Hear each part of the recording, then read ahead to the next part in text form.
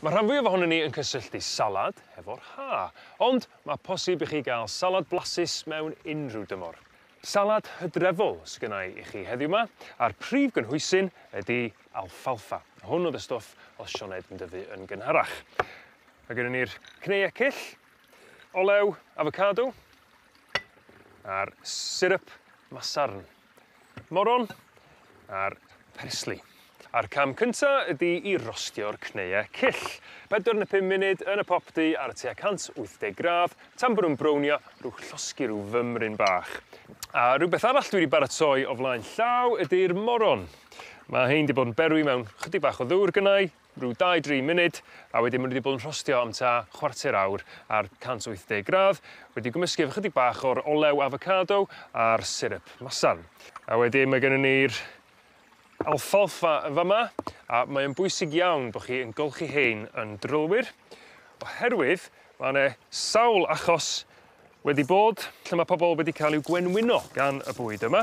Ond os ydych chi'n golchi nhw yn iawn, ac yn sicrhau bod chi wedi prynu nhw gan werthwyr sefydledig, wel, mi ddylen nhw fod yn iawn. Ond dwi'n gwybod union lle mae hein wedi dod o, oherwydd Sioned nath dyfu nhw, felly dwi ddigon hapus i fwyta nhw yn amrwd.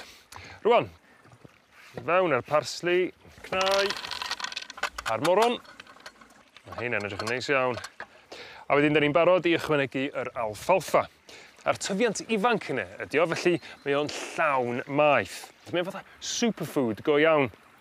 Mae o'n isel mewn calories, mae 'na lot fawr o fitaminau yn nhw, ac hefyd mae 'na gwrth-ocsideiddion yn fo, antioxidants, sydd yn atal cancer a hyd yn oed pethau fel diabetes, felly superfood go iawn.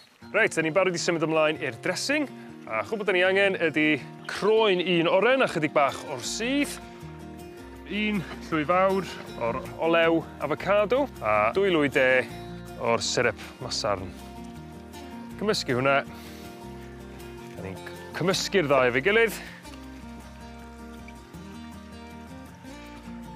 A da ni'n gweld yr lliwiau hydrefol mae'n cymysgu efo'i gilydd. A mae hwnna'n edrych yn flasus iawn, rhaid mi ddeud. Os ydych chi'n vegan, mae'r salad yma yn iawn iddo chi, a dwi'n gobeithio hefyd fydd o'n iawn i Sioned.